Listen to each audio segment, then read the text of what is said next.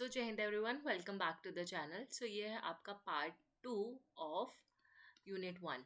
तो हमने पिछले लेक्चर में हमने 2017 का ऑलरेडी एक अलग प्लेलिस्ट बनाया था, फिर 2018, 19 और 20 के हमने क्वेश्चंस कवर कर लिए थे विद एक्सप्लेनेशन, और चारों ऑप्शंस को मैंने एनालाइज किया था अच्छे से।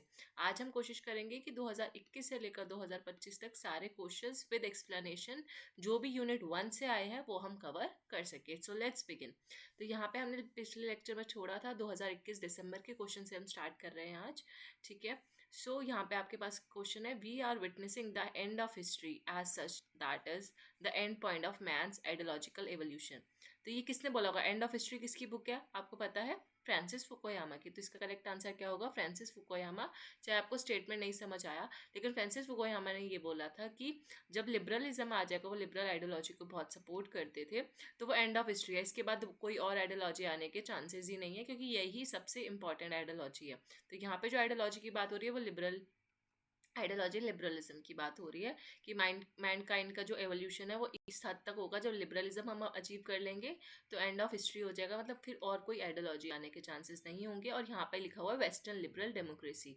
तो मैं आपको लिबरल आइडियोलॉजी बता रही थी, वो इसमें भी लिखा है, मैंने आई जस्ट रेड इट, कि यूनिवर्सलाइजेशन हो गया किसका? वेस्टर्न लिबरल डेमोक्रेसी का। इसके अलावा डैनियल बेल है, माइकल इंटर है, मिल्टन फ्रेडमैन है। मिल्टन फ्रेडमैन आपको पता है किस में आते हैं? मॉडर्न लिबरलिज्म में आते हैं। सॉरी, ये नियो लिबरलिज्म में आते हैं, जो मैंने आपको याद भी कराया था कि हाइट पे जाके हमने फ्राइड मोमोज खाए एंड देन हम सिक हो गए थे, नॉजिक। तो ये वाली इसकी जो ट्रिक थी वो हम नियो लिबरल में पढ़ते हैं। इनकी भी बहुत सारी बुक्स है, मैक्लेंटेड की भी बुक्स आ रखी हैं कितनी बार, जो मैंने आपको ट्रिक से भी याद करा रखी है प्रीवियस लेक्चर्स में, आप देख सकते हो। जब हमने ओपी गाबा और एंड्रू हेविट की बुक कवर की थी, उसमें भी हमने बहुत सारी बुक ट्रिक से याद की थी, इनकी भी याद की थी। डैनियल बेल की भी बुक मैंने आपको बहुत सारी ट्रिक से याद कराई हुई थी, तो आप उसमें भी देख सकते हो, और हर बार वो रिपीट भी होती है। और अगर आपको ज़रूर टाइम नहीं है कि ओपी गाबा एंड्रू हेविट की प्ले देखो आप जाके, तो इसी में क्वेश्चन रिपीट होंगे डैनियल बेल वगैरह से आगे, तो आप वहाँ पे देख लेना। ठीक है। किसी ना किसी यूनिट में डैनियल बेल से क्वेश्चन आएगा, स्पेशली आईआर में आएगा। तो जब हम आईआर का यूनिट वाइज क्वेश्चन करेंगे तो उसमें आपको भी मिल जाएगा। और ये फुल बुक का नाम क्या था? And of history and the last man. तो ये 1992 की बुक है। ईयर याद रह जाए तो बहुत अच्छी बात है, और पूरी बुक का नाम याद रखना चाहिए। लास्ट मैन भी आप वर्ड याद रखना। Then coming to question number 2, match the following. Lord Bryce, Graham Wallas, Gabriel Almond and Charles Merriam. तो इनकी बुक है आपके सामने। ठीक है। सबसे पहले अगर हम इसको मैच करें, जैसे मैंने आपको ट्रिक भी याद करी थी कि जो ब्राइस है वो एक बहुत मॉडर्न वर्ड है। ठीक है। तो इसकी बुक होगी मॉडर्न डेमोक्रेसीज, और लॉर्ड ब्राइस हमेशा हम डेमोक्रेसी से रिलेटेड पढ़ते हैं। बाकी अगर ये देखा जाए तो ये यूनिट 1 का तो क्वेश्चन नहीं है। ठीक है। पॉलिटिकल थ्योरी में तो इसमें कहीं नहीं आ रहा। ये कंपैरेटिव पॉलिटिक्स या फिर पॉलिटिकल प्रोसेस इन इंडिया, उसमें ये क्वेश्चन आ सकता है, राइट। लेकिन हम इसमें ही मैंने इंक्लूड कर दिया बाय मिस्टेक, कोई बात नहीं, आप यहीं पढ़ लो। यूनिट 1 से नहीं है ऑल्दो, ये पॉलिटिकल थ्योरी से, पर हाँ ये तो सारी यूनिट्स करनी है ऑल्दो। तो लॉर्ड ब्राइस क्या हो गया? Modern democracy. राइस, ब्राइस का राइस, डेमोक्रेसीज का राइस। यहाँ पे भी राइस आ रहा है, RACSI। राइस राइस ऐसे करके 2-3 वर्ड आप याद कर सकते हो। देन इसके बाद हम बात करते हैं ग्राहम वॉलास, गैब्रियल आलमंड और चार्ल्स मरियम। तो you pause the video and you can think the answer. Direct आ जाते हैं आंसर पे। ग्राहम वॉलास की बुक है ह्यूमन नेचर इन पॉलिटिक्स, 1908 की ये बुक है। तो ग्राहम वॉलास। देन गैब्रियल आलमंड का comparative politics a developmental approach. ठीक है। ये बुक मैंने आपको, जब अगर आप मेरी कंपैरेटिव पॉलिटिक्स की एक प्लेलिस्ट है जिसमें मैंने आपको पूरा कंपैरेटिव पॉलिटिक्स के जितने बड़े बड़े अप्रोचेस हैं, थ्योरीज हैं, वो करवा रखी हैं, उसमें मैंने आपको ट्रिक के साथ ये बुक याद करवा रखी है। तो आप वहाँ पे ट्रिक्स भी देख सकते हो। सिर्फ आप कंपैरेटिव पॉलिटिक्स के लिए मेरा प्लेलिस्ट भी देख के जाओगे तो इनफ है, क्योंकि मैंने उसमें आपका बेसिक्स क्लियर कर दिया है। और जो बाकी रहा एडवांस लेवल, जो कंपैरेटिव पॉलिटिक्स का आपको नहीं समझ आता, वो आपका PYQ सीरीज से कवर हो जाएगा। देन चार्ल्स मरियम आपका न्यू एस्पेक्ट्स ऑफ पॉलिटिक्स। तो वैसे जो अगर मरियम नाम अगर हम देखें तो मरियम नाम कितना ट्रेडिशनल है, ओल्ड है। पुराने ज़माने में लोग लड़कियों का नाम मरियम वगैरह रखा जाता था, लेकिन इसको अगर हम ट्रेडिशनल का नया देखें तो उल्टा द न्यू। ठीक है। तो आप ऐसे कुछ याद कर सकते हो कि मरियम इज़ ट्रेडिशनल नेम, पर क्योंकि इसके साथ चार्ल्स भी जुड़ गए हैं तो एक हमने न्यू एस्पेक्ट्स लेकर आ गए नाम में। जैसे ट्रेडिशनल नेम है मरियम, ठीक है, लेकिन हम चार्ल्स जो है वो एक नया नाम है, तो एक ट्रेडिशनल नाम नए नाम के साथ जुड़ गया तो न्यू आ गया वो वर्ड, तो न्यू एस्पेक्ट्स ऑफ पॉलिटिक्स। तो ये आपकी ट्रिक हो सकती है। और ग्राहम वॉलस जो है वो ह्यूमन नेचर की बात करते हैं कि आप ऐसे वॉल है, बहुत बड़ी सी आपके पास वॉल है, ऐसे ऐसे ईंटों से बनी हुई, ऐसे करके जो भी वॉल बना लो, और उसमें आप सोच लो कि मैं उस वॉल पे लिखा हुआ है ह्यूमन नेचर। ठीक है, वो वॉल किसके बारे में बात कर रही है, हर कोई आता है तो वो उस वॉल पे आके हर ह्यूमन क्या करता है, अपने नेचर के बारे में डिस्क्राइब करता है। तो उस वॉल पे क्या हो रहा है, हर ह्यूमन आ रहा है और अपने नेचर को डिस्क्राइब कर रहा है कि मैं पेशेंटफुल हूँ, मैं क्या बोलते हैं सक्सेसफुल हूँ। तो ऐसे आप अपना अपना नेचर बता रहे हैं, या मैं बहुत ब्रेव हूँ, करेजियस हूँ। कोई लिख रहा है मैं फियरफुल हूँ। ठीक है, तो ये अपने अपने नेचर के बारे में लिख रहे हैं, कहाँ पे, वॉल पे लिख रहे हैं। कौन लिख रहा है, ह्यूमंस लिख रहे हैं। तो इसकी बुक का नाम हो गया ह्यूमन नेचर इन पॉलिटिक्स। और मॉडर्न डेमोक्रेसी मैंने ब्राइस डेमोक्रेसी के नाम से आपको याद करा दिया, या फिर ब्राइस जो है एक मॉडर्न नाम है, वैसे भी याद कर सकते हो। Now coming to the next question, आपका जो यूनिट 1 है उसमें जब हम कंसेप्ट पढ़ते हैं तो कंसेप्ट में हम राइट्स पढ़ते हैं।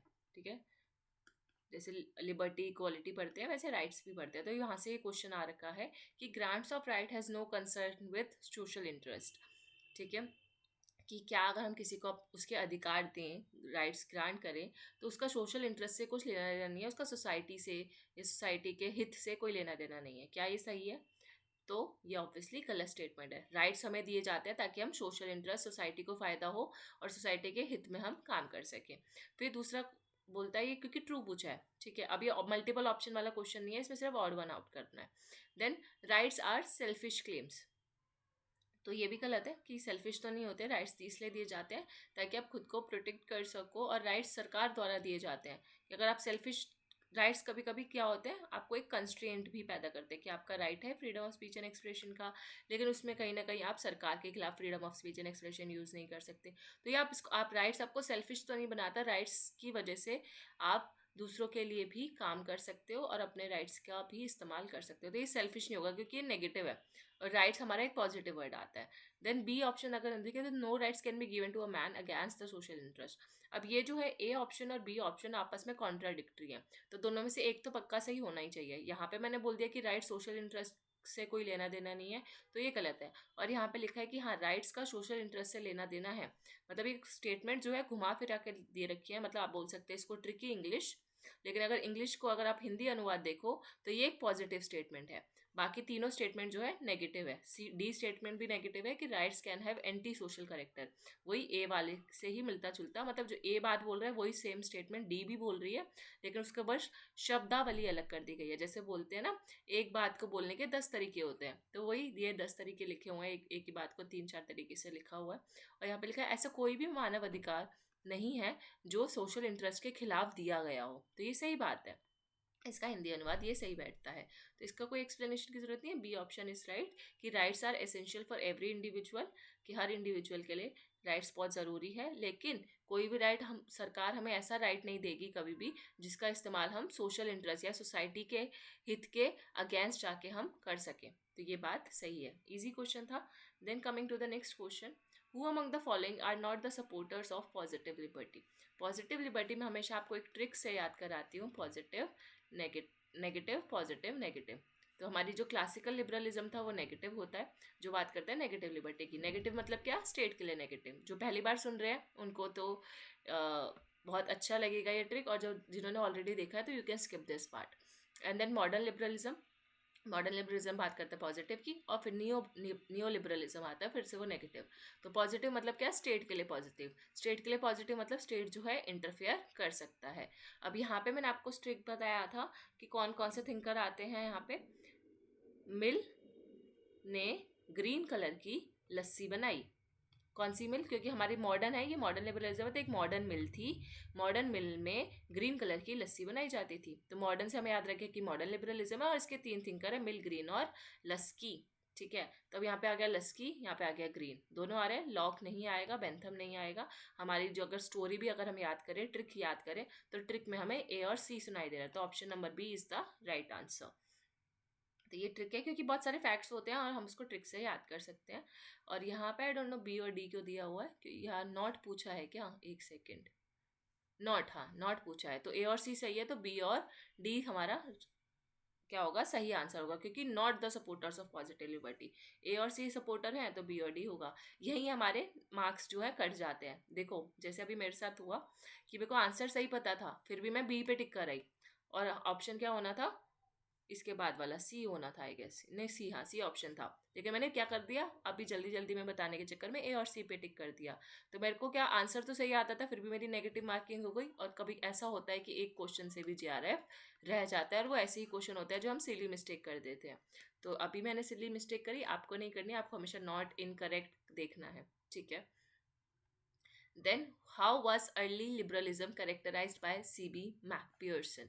तो ऑब्वियसली सीबी मैकपियर्सन लिबरलिज्म को क्या बोलते हैं, पॉजिटिव लिबरलिज्म, राइट। तो ये तो बहुत ईजी था। और सीबी मैकपियर्सन की जितनी भी आपको बुक्स हैं और जितने भी इसकी क्या बोलते हैं थ्योरीज, जितने भी इन्होंने कॉन्सेप्ट्स दिए हैं, सब मैं आपको ट्रिक से याद करा चुकी हूँ मेरी पहली वीडियो। तो अब जाना, प्लेलिस्ट में जाने की कोई ज़रूरत नहीं है, सिर्फ मेरा जो फर्स्ट डेमो वीडियो था उसमें मैंने आपको सीबी मैकपियर्सन ही पढ़ाया है।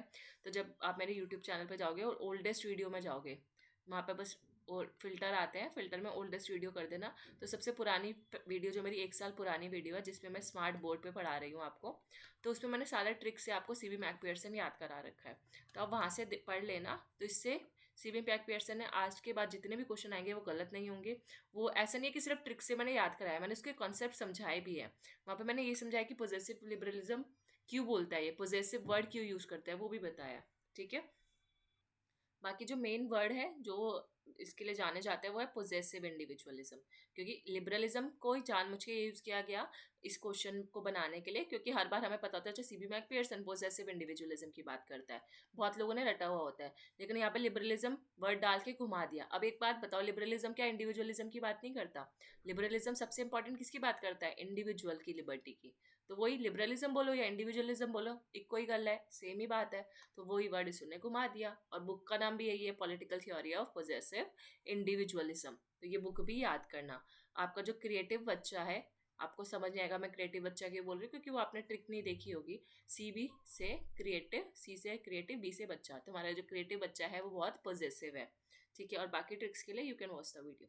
Who gave the concept of गाया। तो ये very easy question, James Lovelock ने गाया हाइपोथेसिस दिया था। और गाया हाइपोथेसिस है क्या, कि जो अर्थ है वो क्या है, कॉम्प्लेक्स है, सेल्फ रेगुलेटिंग है।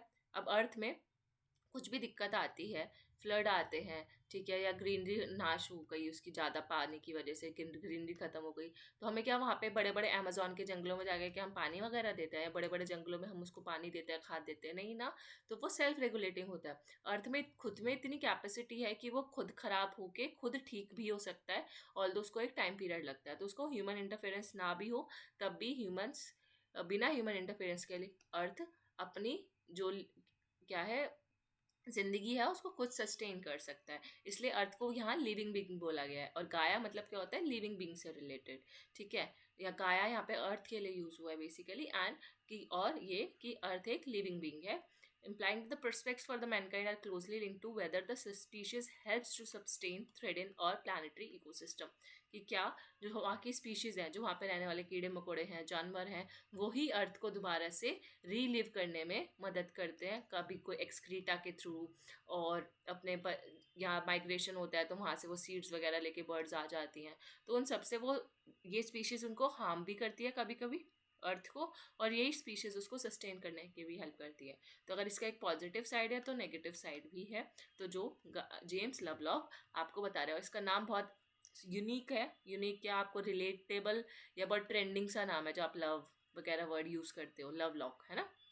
तो लवलॉक तो बहुत ईजी नाम, और आपको बहुत पुराना वर्ड है ये, गाया हाइपोथेसिस। तो आप कैसे, हमारी जो गाय है, गाय हमारी माता है, और गाय से हम बहुत प्यार करते हैं। तो लवलॉक गाया ऐसे भी याद कर सकते हो। वैसे तो इसके लिए कोई ट्रिक नहीं है, ऐसे मैंने अभी भी बना दी। देन शैलो इकोलॉजिस्ट कौन होते हैं? तो शैलो इकोलॉजिस्ट किस में मानते हैं? ये भी आपका जब यूनिट 1 है, यूनिट 1 में जब आप आइडियोलॉजीज पढ़ते हो तो आइडियोलॉजीज में एक वर्ड आता है, जैसे मार्क्सिज्म आइडियोलॉजी पढ़ते हो, अलग अलग आइडियोलॉजीज पढ़ते हो, लिबरलिज्म की आइडियोलॉजी, तो पोस्ट मॉडर्निज्म, ये सब, और एक आइडियोलॉजी हम पढ़ते हैं इकोलॉजिज्म। तो इकोलॉजिज्म जो आइडियोलॉजी पढ़ते हैं वहाँ से ये क्वेश्चन है।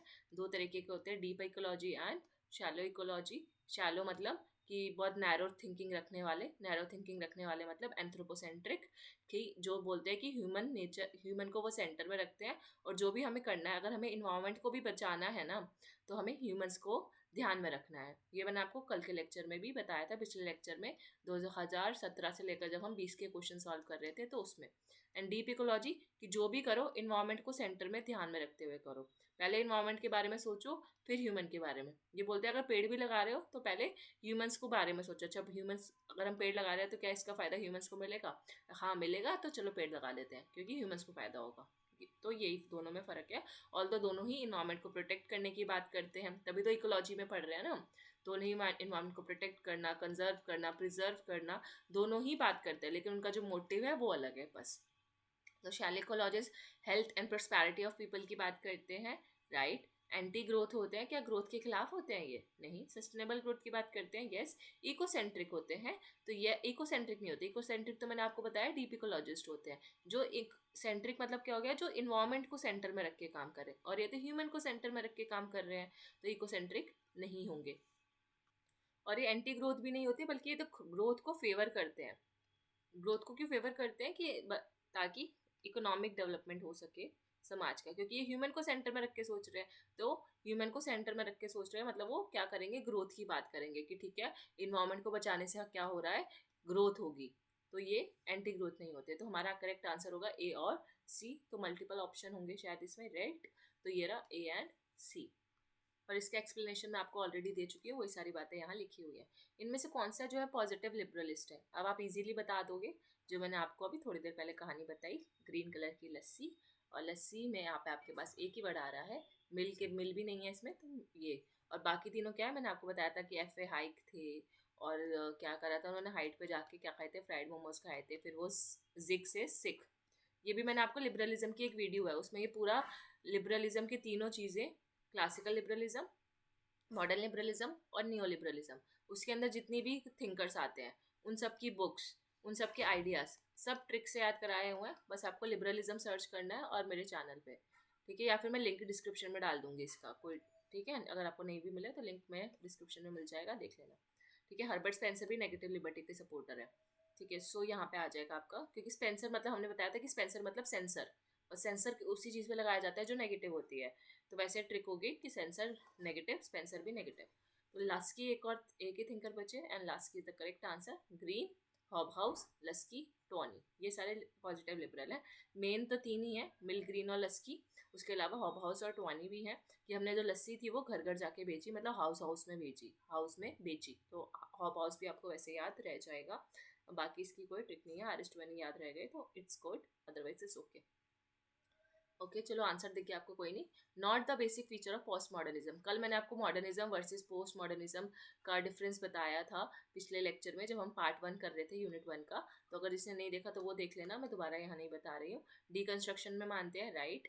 It is concern with the concept of femininity, no, क्योंकि पोस्ट मॉडर्निज्म है तो फेमिनिज्म को क्यों मानेगा? फेमिनिज्म एक अलग आइडियोलॉजी है, पोस्ट मॉडर्निज्म एक अलग आइडियोलॉजी है। तो ये अगर आपको नहीं भी पता ना पोस्ट मॉडर्निज्म क्या होता है, पर आपको ये तो पता है फेमिनिज्म क्या होता है, तो फेमिनिज्म का पता है, तो ये 2 तो वैसे ही गलत हो जाएगा।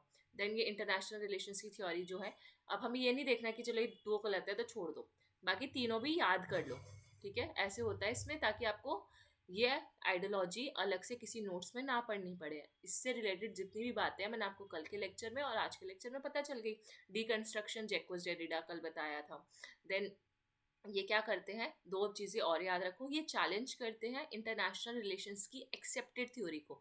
एक्सेप्टेड थ्योरी कौन सी? जो मेटा नैरेटिव्स होते हैं। मेटा नैरेटिव्स मैंने कल भी बताया था क्या होता है, ऐसी चीज़ें जिसमें हर कोई बिलीव करता हो, ठीक है। जैसे घर, जो औरतें हैं वो घर पे खाना बनाएगी, अभी एक मेटा नैरेटिव सेट कर दिया है लोगों के दिमाग में, ठीक है। तो ये मेटा नैरेटिव जो एक्सेप्टेड थ्योरीज है यार की, उसको ये चैलेंज करते हैं, ठीक है, कि किस बेसिस पे तुमने एक्सेप्ट किया है। और इनक्रेडिबिलिटी क्या होती है? डाउट, कि ये मेटा नैरेटिव्स पे क्या करते हैं? डाउट करते हैं। इसमें कौन थिंकर आते हैं? लियोटार्ड, जिन्होंने ये कीवर्ड दिया था। वो कौन थे? पोस्ट मॉडर्निस्ट थे। माइकल फुको भी पोस्ट मॉडर्निस्ट आएंगे। तो ये हो गया, ये हो गया, ठीक है। दूसरा गलत था तो दूसरे को छोड़ के आपको बाकी 3 स्टेटमेंट याद रखनी है, कि अगली बार कोई क्वेश्चन आए तो आप ऑड वन आउट कर सको। तो ये पोस्ट मॉडर्निज्म की थ्योरी कब आई थी? वर्ल्ड वॉर 2 के बाद आई थी। क्यों आई थी? क्योंकि साइंस एंड टेक्नोलॉजी को ये सपोर्ट नहीं करते थे, नेगेटिव थे उसके, ठीक है। और फिर ये वाली लाइन मैंने आपको कल भी बता दी थी, ठीक है। ये नेशनलिज्म जो है वो ही मेन रीज़न है वॉर के पीछे, साइंस एंड टेक्नोलॉजी बढ़ा और ये सब आया।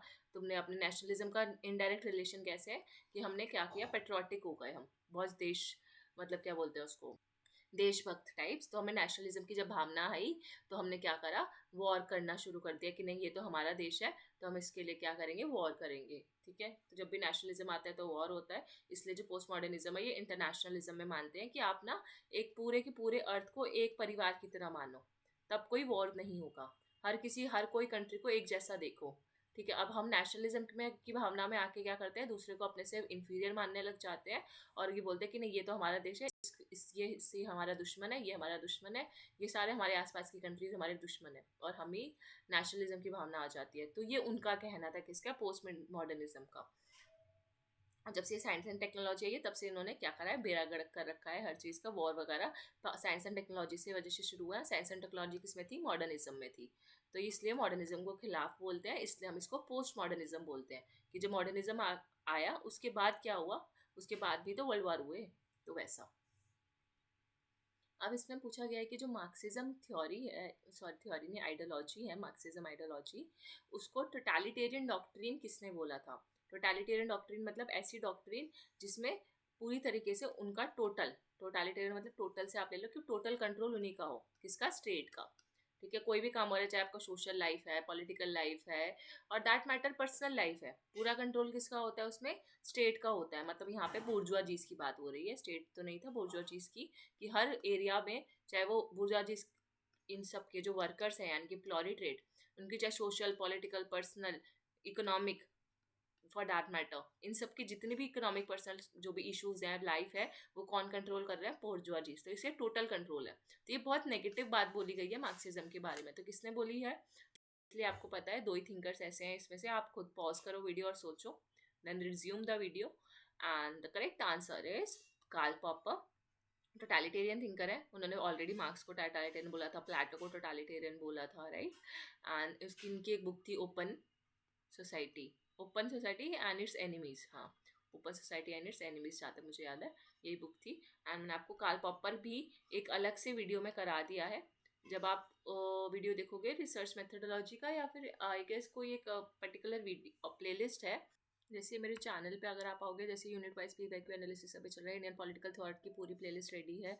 मैथ्स और डीआई किसी को करना है तो वो इन दोनों से कर सकता है। देन आईआर का है पूरा बुक, जो मैंने ग्लोबल पॉलिटिक्स की बुक कराई है, कंपैरेटिव पॉलिटिक्स 13 वीडियोस में पूरा आपका अच्छे से कवर हो जाएगा। हाँ, ये वाली भी है, ये फिलॉसफी ऑफ साइंस। तो फिलॉसफी ऑफ साइंस की जब आप प्लेलिस्ट में जाओगे, पॉलिटिकल प्रोसेस भी आपको मिल जाएगा, ठीक है, और ओपी गाबा की भी सीरीज़ है। देन यहाँ पे अगर हम देखें तो यहाँ पे पॉजिटिविज्म क्या आता है, थॉमस कुन की आपको मैंने ट्रिक्स के साथ कराया, कार्ल पॉपर ये रहा। 40 मिनट का लेक्चर है, पर आपको बहुत इजीली बहुत सारी चीज़ें समझ आ जाएंगी। थ्योरी फॉल्सिफिकेशन ये माइकल फूको की बुक्स ट्रिक्स से कराई है, इमाइल दुर्कheim और वैक्स वेबर। तो ये आप देख सकते हो। पॉल फेरेबन, ये आपको फिलोसफी में भी काम आ जाता है। और बाकी रिसर्च मेथोडोलॉजी के जो यहाँ से क्वेश्चंस आते थे पहले एंट्रेंस में, तो मैंने उसके लिए बनाया था, तो यू कैन वॉच इट। अब आ जाते हैं वापस अपने पीडीएफ पर। So let's begin and coming to the next question. हमारा आंसर है, आपको मैंने बता दिया, कार्ल पॉपर, इनकी बुक है open society and its enemies. और मैंने आपको जैसे बताया इन्होंने 3 लोगों को क्रिटिसाइज किया था, तो ये भी आपको पता होना चाहिए, प्लेटो, हीगल और मार्क्स। और क्यों क्रिटिसाइज किया था, you can watch it in video. बहुत अच्छी स्टोरी है, अगर आपको एक बार स्टोरी याद हो जाती है ना तो आपको फैक्ट्स रटने नहीं पड़ते। और दूसरी बुक है द पॉवर्टी ऑफ हिस्टोरिसिज्म, इसकी भी मैंने आपको ट्रिक याद करा दिया उसमें। तो आप अगर 2x पे वो वीडियो देख लोगे तो आपका 15 मिनट में खत्म हो जाएगा, है ना। और आपके बहुत सारी चीज़ें कवर हो जाएगी, प्लेटो, हीगल, मार्क्स और कार्ल पॉपर, चारों कवर हो जाएंगे। द पॉवर्टी ऑफ हिस्टोरिसिज्म हैना अरेंट की बुक है, ऑब्वियसली उसकी बुक के नाम में टोटलिटेरियनिज्म आता है। और आपको पता होगा कि हैना अरेंट के टाइम पे कौन थे, हिटलर हुआ करते थे। और हिटलर का रूल सबसे किस चीज़ के लिए जाना जाता है, टोटलिटेरियनिज्म के लिए तो जाना जाता है ना हिटलर। तो उसलिए ये बुक उन्होंने लिखी थी कि टोटलिटेरियनिज्म की शुरुआत कहाँ से हुई, हिटलर आया क्यों हमारे वहाँ पे जर्मनी में, ये वगैरह। तो ये इसलिए आप कीवर्ड पकड़ो और आपको आंसर अपने आप निकल जाएगा, ठीक है। Then arrange the phases of evolution of liberalism in ascending order. तो ये तो आपको पता है, क्लासिकल आया, फिर मॉडर्न आया, फिर न्यू लिबरलिज्म आया, ठीक है। इन तीनों को भी अगर हम लगाएं तो सबसे पहले क्लासिकल कौन सा था, नेगेटिव था। मॉडर्न लिबरलिज्म क्या था, पॉजिटिव था। और फिर न्यू लिबरलिज्म, जिसको हम लिबरटेरियनिज्म भी बोलते हैं, जिसके फादर हम रॉबर्ट नॉजिक को बोलते हैं, वो भी क्या था, नेगेटिव था। तो पहले नेगेटिव आया, फिर पॉजिटिव आया, और फिर लिबर्टेरियनिज्म आया। तो इगैलिटेरियनिज्म कब आया, तो इगैलिटेरियनिज्म किसका था, जॉन रॉल्स की थ्योरी थी इगैलिटेरियनिज्म की। तो ये आती है नियो लिबरलिज्म से आने से पहले। तो इसमें हम क्या कर सकते हैं, सी ए नेगेटिव पॉजिटिव, फिर से नेगेटिव होता है, लेकिन एक और नेगेटिव आने से पहले बीच में इगैलिटेरियनिज्म भी आता है। तो सी ए बी डी। अब यहाँ पे हम देख लेते हैं क्या होगा, कहाँ पे है C A B D, option number 3 में है। सो आप यहाँ पे एक्सप्लेनेशन में लिखा हुआ है कि अर्ली 19th सेंचुरी में नेगेटिव लिबरलिज्म आया था। नेगेटिव लिबरलिज्म की शुरुआत कब होती है, क्लासिकल लिबरलिज्म के साथ। और classical liberalism early 19th century में जॉन लॉक और एडम स्मिथ लेकर आते हैं। ठीक है, जॉन लॉक के अलावा और कौन कौन से थिंक करते हैं, जो मैंने आपको याद रखा था, L A B lab, L से लॉक, ए से एडम स्मिथ और बी से बेंथम। ठीक है। Then positive liberalism late 19th century में, इसकी भी ट्रिक मैंने आपको याद कराई थी, और लिबरलिज्म वाला वीडियो आप अच्छे से देख सकते हो। जब आप, ये पॉलिटिकल साइंस के नाम से एक प्लेलिस्ट है, इसमें जब आप जाओगे तो आपको दिख जाएगा। देखो मैंने बेस्ट ट्रिक बता रखी है न्यू लिबरलिज्म को याद करने के लिए, कि न्यू लिबरलिज्म को एफ हाइक, मिल्टन फ्रेडवाइट और रॉबर्ट नॉजिक कैसे याद कर सकते हो। पॉजिटिव नेगेटिव लिबर्टी हाइपरलिन पूरा ट्रिक से याद कराया हुआ है। देन आपको यहाँ पे कंपैरेटिव, यहाँ पे हॉच पॉच मिक्स्ड वीडियोज़ हैं पर काफ़ी अच्छी है। नेशनलिज्म की थ्योरीज जो आपको कंपैरेटिव की हैं, सारी ट्रिक से याद कराई हैं। तो पॉलिटिकल साइंस के नाम से एक प्लेलिस्ट है, उसमें आपको लिबरलिज्म वाला मिल जाएगा। ठीक है। और एक और भी मैंने लिबरलिज्म का एक और डाला है ओपी गाबा में। हाँ, जब ओपी गाबा की आप प्लेलिस्ट देखोगे तो ओपी गाबा में मैंने एक फर्स्ट लेक्चर में आपको डाला हुआ, वो लिबरलिज्म स्टार्टिंग में। तो ओपी गाबा की जो प्लेलिस्ट है यहाँ पे ये रहा। ठीक है, ए ओपी गाबा 1 एंड ओपी गाबा 2। यहाँ पे ओपी गाबा 1 वाली देखोगे, इसके मैं आपको लिंक डाल दूंगी, नहीं तो आपको सारी वीडियोस देखनी पड़ेंगी कि कहाँ पे है वो लिबरलिज्म का। तो मैं लिंक डाल दूंगी कि कौन सी वीडियो के स्टार्टिंग में लिबरलिज्म मिल जाएगा। देन अगर बात करें, अब आ जाते हैं इस पे, इक्वालिटेरियन लिबरलिज्म, जॉन रॉल्स की थ्योरी। जब हम वेस्टर्न पॉलिटिकल थॉट करेंगे तो जॉन रॉल्स की जब थ्योरी पढ़ेंगे वहाँ पे मैं आपको ये समझा दूंगी। अभी के लिए याद रखो, इक्वालिटेरियन लिबरलिज्म जॉन रॉल्स का है। और लिबर्टेरियनिज्म एक एज अ रिस्पॉन्स टू इक्वालिटेरियनिज्म आया था। तो इसको आप कहानी की तरह याद रख लो कि इक्वालिटेरिज्म के ही रिस्पॉन्स में, ठीक है, उसी के व्यू को ध्यान में रखते हुए लिबर्टेरियनिज्म की थ्योरी आई थी, जिसको अपना इंस्पिरेशन जॉन लॉक से मिला। जॉन लॉक क्योंकि नेगेटिव लिबर्टी के थे, और लिबर्टेरियनिज्म भी नेगेटिव लिबर्टी की थी। तो इक्वालिटेरियनिज्म को के खिलाफ बोलो या उसके रिस्पॉन्स में, जॉन रॉल्स की थ्योरी के रिस्पॉन्स में कौन आया, लिबर्टेरियनिज्म, जिसमें हमारे आए F A hike, Robert Nozick और मिल्टन फ्राइडमैन, HMN। ठीक है, H&M भी लिख सकते हो, H&M ब्रांड भी है, तो वैसे भी आपको याद रह सकता है। देन ओके, गलती से आपको आंसर दिख गया, नो प्रॉब्लम। मॉडर्न लिबरलिज्म में कौन नहीं मानता, क्या मॉडर्न लिबरलिज्म किस में नहीं मानता, सॉरी। तो मॉडर्न लिबरलिज्म किस में नहीं मानता, मिनिमल स्टेट में, क्योंकि मिनिमल स्टेट में कौन मानता है, नेगेटिव। और ये क्या है, मॉडर्न क्या होता है, पॉजिटिव। मॉडर्न पॉजिटिव होता है, ऐसे याद रखना, नेगेटिव पॉजिटिव नेगेटिव। तो जो मॉडर्न बीच वाला होता है वो पॉजिटिव होता है। और अगर पॉजिटिव मतलब क्या, स्टेट के लिए पॉजिटिव। स्टेट के लिए पॉजिटिव मतलब क्या, कि स्टेट इंटरफेयर कर सकता है, स्टेट इंटरफेयर कर सकता है। तो यहाँ पे मिनिमल स्टेट तो ऑटोमेटिकली हट जाएगा, क्योंकि नेगेटिव वाले बोलते थे कि स्टेट इंटरफेयर नहीं कर सकता, स्टेट का मिनिमम इंटरफेरेंस होना चाहिए। तो ये नेगेटिव लिबर्टी का फोर्थ वाला क्या है, नेगेटिव लिबर्टी को दर्शाता है। बाकी सोशल, क्योंकि ये वेलफेयर की बात करते हैं, पॉजिटिव है कि स्टेट इंटरफेयर करेगा तो क्या आएगा, वेलफेयर आएगा, राइट। तो पॉजिटिव है तो सोशल लिबरलिज्म होगा ऑब्वियसली, क्योंकि सोसाइटी के बारे में सोच रहा है। वेलफेयर यहाँ पे वर्ड है, और पॉजिटिव फ्रीडम, क्योंकि मॉडर्न तो पॉजिटिव होता है। तो ये तीनों आपके हो गए सही। मतलब ये एक तरीके की क्रैडल है, सीढ़ी है वेलफेयर लाने की। देन यहाँ पे आपको लिखा है मॉडर्न लिबरलिज्म किस में मानता है, गवर्नमेंट के इंटरवेंशन में। गवर्नमेंट का इंटरवेंशन इसलिए तो ताकि, क्योंकि ये क्या है, पॉजिटिव है, क्योंकि स्टेट के लिए पॉजिटिव, स्टेट इंटरफेयर कर सकता है। ये इंडिविजुअलिज्म को भी डेवलप करने की बात करता है। और इंडिविजुअलिज्म चाहे वो पॉजिटिव लिबर्टी हो या नेगेटिव लिबर्टी हो, दोनों में ही एक कॉमन फैक्टर है। तो ये याद रखना कि इंडिविजुअलिज्म की बात, इसलिए तो इसको मॉडर्न लिबरलिज्म बोलते हैं। अदरवाइज ये लिबरलिज्म हमने वर्ड क्यों लगाया है, ठीक है। हम इसको मॉडर्न कुछ और बोल सकते थे, मॉडर्न आइडियोलॉजी या मॉडर्न थ्योरी कुछ और बोल सकते थे, या मॉडर्न लिबर्टी बोल सकते थे, है ना, मॉडर्न फ्रीडम बोल सकते थे। लेकिन हमने लिबरलिज्म आइडियोलॉजी क्यों लगाया है इसके साथ, क्योंकि ये लिबरलिज्म है, क्योंकि ये इंडिविजुअलिज्म में तो मानता है लेकिन ये स्टेट के इंटरफेरेंस को नकारता है, स्टेट के इंटरफेरेंस को मतलब सपोर्ट करता है, सॉरी। तो ये हो गया, इसलिए इंडिविजुअलिज्म की भी बात करता है, सोशल लिबरलिज्म है, पॉजिटिव फ्रीडम है और सोशल रिस्पॉन्सिबिलिटी है। लेकिन इंडिविजुअलिज्म की बात कोई भी लिबरलिज्म हो, सारे लिबरलिज्म जस्टिस की बात करते हैं, हर कोई भी लिबरलिज्म हो वो इंडिविजुअलिज्म की बात करेगा, कोई भी लिबरलिज्म हो वो टॉलरेंस की बात करेगा, फिर वो पॉजिटिव हो या नेगेटिव हो, इट डजेंट मैटर। ठीक है, ये तो कुछ की फीचर्स हैं, कुछ की स्तंभ हैं जो लिबरलिज्म में होते ही हैं। Then what are the central believes of conservatism, ये भी एक आइडियोलॉजी है जो हम यूनिट 1 में पढ़ते हैं। तो कंजर्वेटिव कौन होते हैं? जो सिर्फ रूढ़िवादी सोच रखने वाले, है ना, अपने ट्रेडिशंस को बात करने वाले, अपने बिलीव्स, अपनी प्रैक्टिसेस, स्टेटस को में बिलीव करते हैं। बोलते हैं ना, जो जितने पुराने लोग हैं बहुत कंजर्वेटिव थिंकिंग के हैं। क्यों? क्योंकि वो कुछ बदलना ही नहीं चाहते, वो चाहते हैं जो जैसा है वो वैसा रहे। वो अपनी फैमिली वैल्यूज़ में बहुत मानते हैं, ट्रेडिशन में बहुत मानते हैं। तो अपने कंजर्वेटिव आप अपने दादा दादी से या कोई ओल्ड जनरेशन से रिलेट करके आप इसको याद कर सकते हो। अब मैं ये नहीं कह रही कि दादा दादी कंजर्वेटिव होते हैं सबके, बट बहुत ओल्ड जनरेशन जो होती है तो थोड़े कंजर्वेटिव रहते हैं, अपनी ट्रेडिशन बिलीफ से जुड़े हुए रहते हैं और अपनी वैल्यूज से, अपनी फैमिली से, फैमिली को इंपॉर्टेंट मानते हैं। वो कहते हैं कि जो जैसा है वो वैसा बना रहे, हमें कोई अपनी ज़िंदगी में ज़्यादा चेंज लाने की ज़रूरत नहीं है। तो ये होता है कंजर्वेटिव। तो ये ट्रेडिशंस आपका हो गया ए। तो ए आ रहा है आपका 1 2 4 में। हायरार्की और अथॉरिटी में मानते हैं तो yes, hierarchy and authority B. तो ए एंड बी।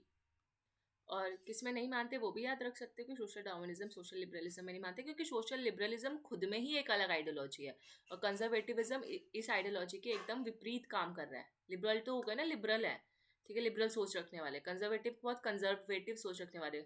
ओपन ये हो गए थोड़े ओपन माइंडेड, ये हो गए क्लोज माइंडेड, तो ये तो है ही एकदम अपोजिट। तो ये तो इसका बिलीव हो ही नहीं सकता। और सोशल डार्विनिज्म की भी थ्योरी एकदम अलग है, इससे कुछ लेना देना नहीं है इसका, ये ऐसे इन्होंने अलग से कुछ डाल दिया है। तो ए एंड बी। तो ये कुछ कीवर्ड्स याद रख लो, ट्रेडिशन, वैल्यूज, हायरार्की, स्टेटस को, फैमिली, फिर अथॉरिटी, ये सब। क्योंकि आपको पता है जो ओल्ड जनरेशन है वो अपनी अथॉरिटी जमाने की कोशिश करते हैं कि हमारे बच्चे हमारी बात माने, तो अथॉरिटी जमाते हैं। और वो हायरार्की कहते हैं कि इसके बाद मेरा बेटा आएगा, ये बिजनेस संभालेगा, तो वो हायरार्की में भी बिलीव करते हैं। ऐसा मैंने आपको ट्रिक बता दी इसको याद करने की। तो ऑप्शन 2 इसका करेक्ट आंसर देख लेते हैं। एम आई राइट और am I right? Yes, I am right. So tradition का मतलब यहाँ पे क्या है? Collection of perception from the past and as practices of past have been tested by time. तो ट्रेडिशन हमारे कौन से होते हैं? पास्ट के। जो पास्ट प्रैक्टिसेस होती हैं जो हमेशा से चलती आ रही है वो हमारी ट्रेडिशंस है। So they should be preserve for the benefit of generations to come. तो क्योंकि ये हमेशा से ये प्रैक्टिसेस चलती आ रही है तो हमें आने वाली जनरेशन के लिए भी इन प्रैक्टिसेस को कंजर्व करके रखना है ताकि उनको भी क्या हो सके? बेनिफिट हो सके। Then hierarchy and authority. तो कंजर्वेटिव्स इसमें अथॉरिटी में भी मानते हैं और इसलिए क्योंकि वो अथॉरिटी में मानते हैं इसलिए वो हायरार्की में भी मानते हैं। Then early liberalism characterise by C V Macpherson. फिर से रिपीटेड क्वेश्चन, ठीक है। तो सीवी मैकपियर्सन किसकी बात कर रहे हैं? पॉजेसिव लिबरलिज्म की। अभी मैंने आपको पीछे बुक भी याद कराई थी, राइट? सो ये हो गया हमारा possessive liberalism, the political theory of possessive individualism basically. तो लिबरलिज्म बोले या इंडिविजुअलिज्म एक ही बात है। और ये भी याद रखने की जो सीबी मैकपियर्सन है ना वो भी पॉजिटिव लिबर्टी के ही थिंकर है, ठीक है, कि हमें अपना फुल पोटेंशियल अचीव करना चाहिए। ठीक है, ह्यूमन को अपना फुल पोटेंशियल अचीव करना चाहिए तभी वो फुल्ली अपना फ्रीडम को एक्सरसाइज कर पाएगा। ये पॉजिटिव लिबर्टी में मानते हैं। Coming to the next question, one of my favourite question जिसको मैं हमेशा याद कराती हूँ आपको। तो शू मैचर है। शू मैचर का आपको मैंने बताया था ये स्मॉल है, छोटू सा है शू, स्मॉल शू, है ना। तो स्मॉल शू है, शू, तो शू एक स्मॉल सा वर्ड है। तो स्मॉल इज ब्यूटीफुल इनकी बुक है और इनकी पूरी बुक का नाम था small is beautiful, a study of economics as if people mattered. तो ये सब थीम बहुत कम लोग पढ़ते हैं, सिर्फ इतना भी याद रखो तो इनफ है, स्मॉल इज ब्यूटीफुल। अगर ये याद रह जाए तो कभी कभी इसका फुल भी पूछ लेंगे। तो a study of economics as if people mattered. James Lovelock का भी थोड़ी देर पहले बताया, गाया हाइपोथेसिस इन्होंने दिया था। तो ये गाया hypothesis, a new look at the life on earth. ये अर्थ यहाँ पे आना था, गलती से नेक्स्ट लाइन में चला गया। A new look at the life on earth, ये पूरी एक ही बुक है, गाया। देन बचा क्या हमारा? रैचल कार्सन बची और एफ कापरा बचे। तो एफ कापरा का हमारा टर्निंग पॉइंट। तो जो हमारी कैप है वो टर्न हो गई है, ठीक है, कैप हो गई टर्न, टर्न कैप, या फिर आप याद कर सकते हो टर्निंग कैप। टर्निंग कैप से आपको याद रहेगा एफ कापरा का टर्निंग कैप। और Rachel Carson obviously very very famous book, बहुत बारी पूछी गई है, तो साइलेंट स्प्रिंग। तो एक मैंने आपको बताते हैं, हम कार में बैठ के, हमारी एक ओपन कार है, ऊपर से उस कार की छत खुली हुई है और स्प्रिंग का सीजन है और हम उसमें घूम रहे हैं कार में बैठ के। तो कार्सन का, रैचल कार्सन। ये यहाँ पे आपको यहाँ पे अच्छे से लिखा हुआ है, आप स्क्रीनशॉट ले सकते हो इसका चाहे, और आपकी डेट्स भी लिखी हुई हैं। अब आ जाते हैं हमारी नेक्स्ट आइडियोलॉजी पे, फेमिनिज्म। फेमिनिज्म की आइडियोलॉजी पता है? फेमिनिज्म की आइडियोलॉजी में हम specially first wave, second wave, third wave और फोर्थ वेव पढ़ते हैं। तो जिन्होंने वेव्स पढ़ी हैं, कौन सी वेव में कौन सी कंट्रीज आती हैं, ये पढ़ा है तो बहुत इजी हो जाएगा। जैसे सबसे पहले क्या आया था फर्स्ट वेव में, यूएस में राइट टू वोट आ गया था। तो right to vote for women first में आया था, यूनिवर्सल एडल्ट फ्रेंचाइज की डिमांड की गई थी। तो फिर उसके बाद सोशल एंड इकोनॉमिक इक्वालिटी की डिमांड आई थी सेकेंड वेव में, तो ये बी हो गया। देन कल्चर एंड कॉन्टेक्स्ट की अगर हम बात करें, कल्चर, रेसिज्म, ये सब, ये आपका कल्चर वगैरह की बातें सी में आ जाती हैं। और इवन इंटरसेक्शनैलिटी, रेसिज्म, ये सब भी। एंड डी आ जाता है आपका फोकस ऑन इको फेमिनिज्म, जो कि इसमें थी। तो ये आपका आ जाएगा फोर्थ स्टेज। तो ये ऑलरेडी क्रोनोलॉजी में सेट है, इसको कोई आगे पीछे करने की जरूरत नहीं है। तो ABCD will be the correct answer. बाकी हम एक्सप्लेनेशन भी पढ़ लेते हैं। तो ये आपको फर्स्ट स्टेजेस भी आपको कहीं जाने की ज़रूरत नहीं है, मैं आपको यहीं बता देती हूँ। तो फर्स्ट स्टेज में आया था 1860s एंड 1870s में, जिसमें हमारे आती हैं कौन से थिंकर, मैरी वोल्स्टोनक्राफ्ट। बहुत पुराने थिंकर है, WPT में भी हम इनको पढ़ते हैं। तो मैरी वोल्स्टोनक्राफ्ट, सुजैन बी एंथनी, जो बात करते हैं वोटिंग राइट्स की वुमेन के लिए। तो 1816 एंड 1817 फर्स्ट वेव। सेकेंड में आपका 1960s में ये वेव आती है। इनके ईयर्स भी आपको याद होने चाहिए, जो जहाँ पे डिमांड की जाती है कि इक्वल सोशल राइट्स मिले और इकोनॉमिक राइट्स मिले वुमेन को। अब यहाँ पे हो गए पॉलिटिकल राइट्स। फर्स्ट स्टेज में हमने पॉलिटिकल राइट्स ले लिए, दूसरी स्टेज में हम आए सोशियो और इकोनॉमिक राइट्स को लेकर, फिर सोशियो इकोनॉमिक राइट्स में मिल गए। फिर इसके बाद हम थर्ड स्टेज में आए अपने कल्चरल राइट्स की बात करने, कि जो प्रीवियस मिस्टेक्स हो गई यहाँ पे, कल्चरल राइट्स रह गए थे तो वो। और यहाँ पे सबसे इंपॉर्टेंट स्लोगन आता है हमारा सेकेंड स्टेज में, पर्सनल इज पॉलिटिकल। अब आपको ये बताना है कि पर्सनल इज पॉलिटिकल का जो स्लोगन है वो किसने दिया था, let me know in the comment section. फिर आपका आ जाती है फोर्थ स्टेज, इको फेमिनिस्ट, जिसमें हमारी आती है वंदना शिवा। और ये भी प्रीवियस ईयर में PYQ में एक दो बार इनका नाम आ रखा है। वंदना शिवा कौन है? इको फेमिनिस्ट है। और ये बिलीव करती है direct relationship between serious environmental damage done to earth and the repression of women. कि जैसे अर्थ को एक्सप्लॉइट किया जा रहा है, क्यों एक्सप्लॉइट किया जा रहा है? उसके रिसोर्सेज के लिए। ट्रीज़ को काटा जा रहा है, डेजर्टिफिकेशन आ रही है, ठीक है, और उसकी वजह से भूकंप वगैरह आ रहे हैं। तो ये इसको कंपेयर करती है कि जैसे अर्थ को एक्सप्लॉइट करते हैं ना, वैसे वुमेन को, जैसे वुमेन को एक्सप्लॉइट किया जाता है मर्दों के द्वारा, वैसे अर्थ को भी एक्सप्लॉइट किया जाता है मर्दों के द्वारा। क्योंकि जो वुमेन होती हैं वो ज़्यादा सेंसिटिव होती हैं, किसको लेकर? इन्वायरमेंट को लेकर। वो गार्डनिंग वगैरह में ज़्यादा बिलीव करती हैं, नर्सरीज चलाती हैं, ट्रीज़ को, जैसे चिपको मूवमेंट में कितनी सारी वुमेन आ गई थी ट्रीज़ को बचाने के लिए। तो वुमेन जो है बहुत सेंसिटिव होती है इन्वायरमेंट को लेकर, वो अपने इन्वायरमेंट के लिए काम करती हैं। और वो जैसे वुमेन को मेल दबाता है, वैसे इन्वायरमेंट डैमेज करने के लिए भी किसका हाथ है? मेल का ही हाथ होता है। तो ये कंपेयर करती है, इसलिए इनको इको फेमिनिस्ट बोला जाता है। ठीक है, फेमिनिस्ट भी है क्योंकि वुमेन रिप्रेशन की बात करिए, इको मतलब हमारा इन्वायरमेंट, और ये दोनों चीज़ों को कंपेयर किया जा रहा है बस। तो ये इसलिए बोलती है कि ये डायरेक्ट रिलेशनशिप है, क्योंकि दोनों में ही क्या है? मेल इन्वॉल्व है। अगर मेल वुमेन को डोमिनेट कर रहा है तो मेल अर्थ को भी डोमिनेट कर रहा है, और इसलिए डायरेक्ट रिलेशनशिप है। अगर वुमेन जो है मेल के द्वारा डोमिनेट होना बंद हो जाए तो हमारा अर्थ को भी डैमेज होना कम हो जाए, क्योंकि वुमेन को फ्रीडम होगी तो वो ऑटोमेटिकली इन्वायरमेंट को बचाएंगी। अब आ जाता है 2022 में। अब 2021 के हमने दिसंबर के क्वेश्चंस कर लिए, और जून में ऐसा कोई एग्जाम नहीं हुआ था, कोविड की सेकेंड वेव चल रही थी आई गेस उस टाइम, तो एग्जाम नहीं हो पाया था। तो 2022 पे आते हैं, शिफ्ट 1 के क्वेश्चंस करते हैं पहले, कि इनमें से क्या जो है डेमोक्रेसी की एसेंशियल कंडीशन नहीं है। ठीक है, तो डेमोक्रेसी के लिए क्या ज़रूरी नहीं होता बेसिकली। तो हमेशा याद रखो डेमोक्रेसी के 3 पिलर्स होते हैं, ठीक है, स्पेशली एसेंशियल कंडीशंस होती है लिबर्टी, इक्वालिटी एंड जुडिशरी को इंडिपेंडेंस मिलना। नहीं तो वो अपना काम सही से नहीं कर पाएगी। तो वो जुडिशरी बिना किसी डर के इम्पार्शियल होके काम कर सके, इसलिए जुडिशरी का इंडिपेंडेंस बहुत ज़रूरी होता है किसी भी डेमोक्रेसी में। तो ये 3 होंगे, एंड नॉट पूछा है तो fourth option will be eliminated. ठीक है, consider the following regarding citizenship. तो सिटीजनशिप हम कंसेप्ट्स में पढ़ते हैं, यूनिट 1 का जो कंसेप्ट्स वाला पार्ट है। क्या सिटीजन को उसके राइट्स के द्वारा जाना जाता है, जो उसको अलाउ किए जाते हैं कि वो अपने राइट्स को क्या कर सके? इस्तेमाल कर सके, एक्सरसाइज कर सके। तो ये सही है। Then a person living in the state territory is a citizen of state. अगर कोई पर्सन है वो वहाँ पे रह रहा है, तो क्या वो वहाँ का सिटीजन बन जाएगा? किसी स्टेट में कोई पर्सन रह रहा है तो वो क्या वहाँ का सिटीजन हो जाएगा? तो ऑब्वियसली नहीं, कोई फॉरेनर आके, मान लो कुछ टूरिस्ट आए हैं रहने के लिए कुछ दिनों के लिए, तो बस वो वहाँ पे रह रहे हैं, ठीक है, फॉरेनर्स आए हैं वहाँ पे रह रहे हैं, बस उन्होंने वीज़ा ले लिया है और वहाँ पे आके रह रहे हैं, तो क्या वो सिटीजन थोड़ी हो जाएंगे, राइट? तो बी तो गलत हो गया। सी, सिटीजनशिप जो है वो नेचुरलाइजेशन के प्रोसेस के थ्रू मिल सकती है, तो सही बात है, मिल सकती है, हमारे आर्टिकल में मेंशन भी है। और if one is born in the territory of, ये आर्टिकल 5 से शुरू होते हैं ना, आर्टिकल 5 से आई गेस 11 तक है ये सिटीजनशिप के राइट्स, तो ये 6th या 7th में नेचुरलाइजेशन प्रोसेस है। और अगर एक कोई टेरिटरी में पैदा हुआ है, ठीक है, स्टेट की, तो उसको सिटीज़न रिकॉग्नाइज किया जाएगा। जैसे महाराष्ट्र या दिल्ली की बात करो, दिल्ली में कोई पैदा हुआ बच्चा, तो क्या वहाँ को वहाँ की सिटीजनशिप उसे मिल सकती है? तो यस, हमारे पास एक प्रोसेस है बाय बर्थ, तो अगर आप यहीं पैदा हुए हैं तो आप यहाँ की सिटीजन गेन कर सकते हो, और एग्जाम्पल मैंने दिया दिल्ली, तो ये सही है। तो ACD राइट आंसर होगा आपका। ये यहाँ पे थर्ड ऑप्शन ACD है और फोर्थ ऑप्शन ABD है, ठीक है। तो ये गलती से ऊपर चला गया लाइन, तो answer number 3 will be the right answer. ये हो गया, बाय बर्थ हमें मिल सकता है, आपको सिटीजन रिकॉग्नाइज किया जा सकता है। Then who among the following coined the term ecology? Easy है, अर्नेस्ट हैकल, बहुत बारी पढ़ा हुआ है, 1866 में अर्नेस्ट हैकल ने ये बुक दिया था, सॉरी टर्म दिया था, इकोलॉजी। इकोलॉजी टर्म किसने दिया है? अर्नेस्ट हैकल ने।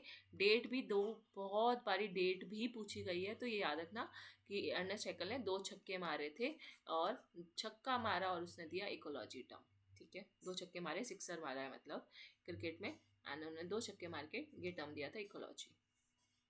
आपको बताना है, बहुत फेमस स्टेटमेंट है, क्योंकि अगर जिसने PYQ प्रैक्टिस कर रखे हैं पहले से, तो उसको ये आता होगा कि सोशलिज्म एक कैमेलियन की तरह है, ग्रेड की तरह है, जो हमेशा अपना रंग बदलता रहता है इन्वायरमेंट के अकॉर्डिंग। अगर उसको ग्रीन पत्ते पे रख दिया तो ग्रीन कलर का हो जाएगा, ब्लू किसी चीज़ पे रख दिया तो ब्लू कलर का हो जाएगा, राइट? तो ये ऐसे किसने बोला था? तो इसको याद करने की भी एक ट्रिक है। जैसे कैमेलियन एक जानवर है, ठीक है, और सबसे सुंदर कलर्स किसके होते हैं, जिसमें बहुत सारे प्यारे प्यारे कलर्स होते हैं, वो कौन सा जानवर होता है?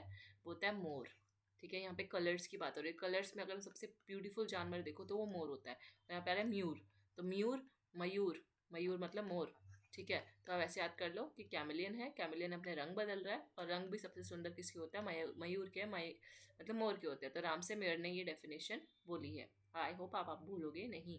तो सोशलिज्म की पूरा डेफिनेशन है कि सोशलिज्म एक कैमेलियन की तरह है। जैसे हम सोशलिज्म के टाइप्स जब पढ़ते हैं यूनिट 1 में, तो आपने बहुत सारे सोशलिज्म का टाइप्स पढ़े होंगे, evolutionary socialism, revolutionary socialism, Fabian socialism, ठीक है। तो हर कॉन्टेक्स्ट में हर जगह पे सोशलिज्म का एक अपना रूप है। सोशल लिबरलिज्म भी होता है, राइट?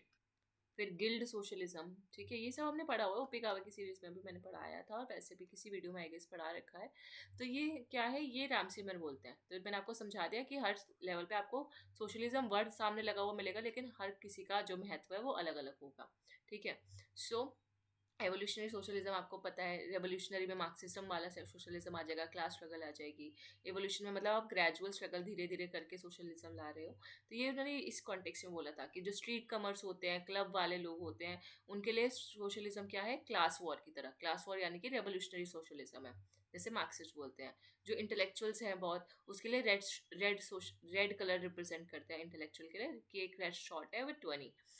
फॉर सेंटिमेंटलिस्ट है, जो बहुत सेंटिमेंट्स हर्ट हो जाते हैं, जो इमोशनल लोग होते हैं, उनके लिए, इमोशनल लोगों के लिए रोज पिंक, है ना। देन क्लर्कियल जो सर्कल्स होता है, उसके लिए it's assumes a virgin white colour, ठीक है। जो क्लर्क लेवल पे, बहुत छोटे लेवल पे है, उनके लिए वर्जिन वाइट कलर होता है। जस्ट टच्ड विद अ फेंट फ्लश ऑफ जनरस एस्पिरेशन। फेंट फ्लश ऑफ जनरस एस्पिरेशन बहुत पोइटिक लैंग्वेज में लिखा हुआ है कि जो क्लर्क्स होते हैं, जो छोटे लेवल के लोग होते हैं, उनको एक छोटा सा हल्का सा एक उम्मीद होती है, फेंट मतलब हल्की सी उम्मीद होती है कि काश हम भी थोड़ा कलरफुल हो सके, हम उससे बड़े लेवल पे आ सके। तो जनरस एस्पिरेशंस होती है उनकी। अब आपको बताना है नेक्स्ट क्वेश्चन कि इनमें से कौन सी बुक्स जो है करेक्टली मैच्ड है। तो सेक्सुअल पॉलिटिक्स क्या केट मिलेट ने लिखी है? पॉज करो और सोचो। तो yes, sexual politics cat millet ने लिखी थी। सेकंड सेक्स के शुलावेट फायरस्टोन ने लिखी थी? नहीं। सेक्शन सेक्स हमें पता है साइमन दे ब्यूअर ने लिखी है, तो ये हो गया गलत। फिर फेमिनाइन मिस्टिक क्या बेटी फ्रेडान ने लिखी थी? वैसे मैं इसको बेटी फ्रेडमैन बोलती हूँ, फ्रेडान है। बेटी फ्रेडान ने फेमिनिन मिस्टेक लिखी थी? यस, लिखी थी। तो ए और सी हमारा हो गया सही। डायलेक्टिक्स ऑफ सेक्स क्या निकोलसन ने लिखी थी? नो। डायलेक्टिक्स ऑफ सेक्स तो बहुत पॉपुलर बुक है निकोलसन, तो उसका कोई दूर दूर तक नहीं है, ये तो हम पब्लिक एडमिनिस्ट्रेशन में पढ़ते हैं इस थिंकर को। तो सो डायलेक्टिक्स ऑफ सेक्स लिखी थी आपकी इन्होंने, फायरस्टोन ने। डायलेक्टिक ऑफ सेक्स शुलामित फायरस्टोन, ठीक है। सो ANC सही थे, बाकी आपको मैंने यहाँ पे करेक्ट करके लिख दिया कि सेकंड सेक्स इसकी है, कब लिखी वो भी लिखा हुआ है, केट मिलेट का आया तो ये। और इसमें आप इसको क्रोनोलॉजी में भी लगा सकते हो, जैसे बहुत बारी क्रोनोलॉजी वाले क्वेश्चन आ जाते हैं। तो अगर आपको ये पता होगा कि कौन सी बुक पहले आई है, चाहे डेट याद ना रहे, तो आपको उससे ये आइडिया हो जाएगा कि कौन सा थिंकर पहले आया था। फॉर एग्जाम्पल 1949, तो जो साइमन दे बोर है वो सबसे पुराने हैं। फिर 49 के बाद क्या आता है, 63, राइट। 63 फिर आ जाएगा हमारी बेटी, ठीक है। तो साइमन की बेटी, फिर उसके बाद शूलामित फायरस्टोन है, फिर मिलेट है। ये दोनों सेम ही लेवल पे हैं, एक ही वेव में आए थे। तो मिलेट और फायरस्टोन, तो हमने एक स्टोन को घिस घिस के मिलेट बना लिया। मिलेट खाने का होता है जो, वो। अब आपको बताना है इनमें से कौन सी बुक जो है माइकल ऑक्सफोर्ड ने नहीं लिखी, ठीक है। तो माइकल ऑक्सफोर्ड की तो वैसे ही बहुत सारी बुक्स हैं। ये कंजर्वेटिव थिंकर है, सबसे पहली बात, ठीक है। कंजर्वेटिविज्म में हम इनको पढ़ते हैं और इनकी बुक्स भी पढ़ते हैं। सो उसकी आइडियोलॉजी जब हम पढ़ रहे होते हैं, तो आपको क्या लगता है कौन सी बुक्स होंगी? और ये बुक्स भी मैंने आपको ट्रिक से याद कराई हुई हैं कहीं ना कहीं, जहाँ तक मुझे याद है, नहीं तो फिर से अभी याद करा दूंगी। तो इनकी जो बुक है हिस्ट्री ऑफ इंग्लैंड, ये इन्होंने नहीं लिखी, ये जेन ऑस्टिन ने लिखी है, या जेम्स ऑस्टिन है या जेन ऑस्टिन है, जहाँ तक याद है। तो इन्होंने ये बुक लिखी है। एंड बाकी जो बुक्स है, experience and its mode, rationalism and politics and introduction to Leviathan, ये माइकल ऑक्सफोर्ड की बुक्स है। तो अभी इसका हम करेक्ट आंसर देख लेते हैं। तो हिस्ट्री ऑफ इंग्लैंड जो है जेन ऑस्टिन ने लिखी है 1791 में। बाकी ये सारी बुक्स इनकी है माइकल ऑक्सफोर्ड की। Experience and its mode, rationalism and introduction to Leviathan. Leviathan सबको पता है, हॉब्स की जो बुक है लेवियाथन, उसका जो इंट्रोडक्शन है मान के चलो ऑक्सफोर्ड ने दिया है। तो हॉब्स को जो शॉर्ट किया, या लेवियाथन को जिसने शॉर्ट किया, लेवियाथन पता है ना, जो बड़ा सा राक्षस था, ठीक है, जो पूरा सॉवरेन था, उस थर्ड पार्टी था वो, ठीक है। तो लेवियाथन की फोटो आई गेस सबने देखी होगी, नहीं देखी तो देख लो। कुछ इस तरीके का लेवियाथन में होता है, ठीक है, जिसको लेवियाथन मतलब राक्षस वर्ड के लिए यूज़ किया जाता है ऐसा, ठीक है। और जो लेवियाथन बुक है हॉब्स की, उसमें जो फोटो है वो कुछ दूसरी फोटो है, कुछ इस तरीके की फोटो है, ठीक है। तो ये है लेवियाथन, इतना बड़ा सा समुंदर का राक्षस टाइप्स, है ना। सो ये आपका लेवियाथन है। तो आपको ऐसे याद करना कि जो इतना बड़ा ये राक्षस था, ठीक है, इसको शॉर्ट किया किसने, माइकल ऑक्सफोर्ड ने, ठीक है। तो क्योंकि हॉब्स की बुक यहाँ सबको रहती है लेवियाथन, तो ऐसे आप याद सकते हो कि इतना बड़े राक्षस को शॉर्ट किया। शॉर्ट मतलब बंदूक होता है ना, बंदूक से शॉर्ट किया। और बंदूक चलाने के लिए, इतने बड़े राक्षस पे बंदूक चलाने के लिए हमें क्या चाहिए, एक्सपीरियंस चाहिए। तो ये कहानी बता रही है, कहानी से आपको तीनों बुक याद हो जाएंगी कि हमें क्या चाहिए, एक्सपीरियंस चाहिए। और एक्सपीरियंस के साथ हमें थोड़ा रैशनल भी होना पड़ेगा।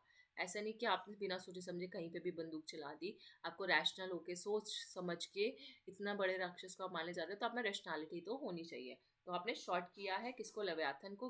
उसके शॉर्ट करने के लिए आपको क्या चाहिए, एक्सपीरियंस एंड रैशनलिज्म। तो rationalism in politics and experience and its modes and introduction to Leviathan is the book written by Michael Oxford. अब हम आ जाते हैं 2022 शिफ्ट 2 के क्वेश्चंस पे, कि विच theory of rights claims that. यहाँ पे आपका बहुत हद तक जो राइट्स वाला पोर्शन है वो कवर हो जाएगा, कि जो राइट्स जो है वो इनएलिनेबल है, ठीक है। ठीक है, एक राइट्स को दूसरे राइट्स से एलिनेट नहीं किया जा सकता। Then can not be separated और टेकन। हमें एलिनेबल का मतलब ये होता है इनएलिनेबल का, कि उसको आप सेपरेट नहीं कर सकते, आप इंडिविजुअल से उसको छीन नहीं सकते। क्योंकि ये क्यों छीन नहीं सकते, क्योंकि ये इनहेरेंट होते हैं, इनबिल्ट होते हैं, और इनहेरेंट होते हैं, और ये सोसाइटी और स्टेट से भी पहले आते हैं। ऐसी कौन सी थ्योरी ऑफ राइट्स कहती है? ये चारों ही थ्योरी ऑफ राइट्स है। और यहाँ तक तो हर थ्योरी बोलती है कि राइट्स इनएलिजिबल है। लेकिन ऐसा कौन सी थ्योरी बोलती है कि स्टेट और सोसाइटी से भी पहले आए? राइट्स तो क्या थे, नेचुरल थे। ये स्टेट और सोसाइटी से भी पहले आए, मैंने आपको हिंट भी दे दिया। तो obviously theory of natural rights, क्योंकि यही थ्योरी बोलती है कि राइट्स जो है नेचुरल है। जब स्टेट नहीं था, जब सोसाइटी नहीं थी, उससे भी पहले राइट्स एग्जिस्ट करते थे। तो ये इनएलिनेबल है, ये इंडिविजुअल के साथ ही आए थे और इंडिविजुअल के साथ ही जाएंगे। अब जैसे थ्योरी ऑफ नेचुरल राइट्स है, इसमें हम क्या पढ़ते हैं, जॉन लॉक को पढ़ते हैं। जॉन लॉक का आपको पता है, इन्होंने 3 राइट्स की बात कही थी, LLP, right to life, liberty and property. ये क्या थे उनके लिए, ये 3 नेचुरल राइट्स थे, कि इन तीनों राइट्स के अलावा बाकी राइट्स स्टेट को हम दे सकते हैं, लेकिन ये 3 नेचुरल राइट्स हैं, इसलिए हम स्टेट को नहीं देंगे, हमारे पास रहेंगे। तो यहाँ पे आपके मेन थिंकर कौन हो गए, जॉन लॉक। अब बात करें थ्योरी ऑफ लीगल राइट्स की।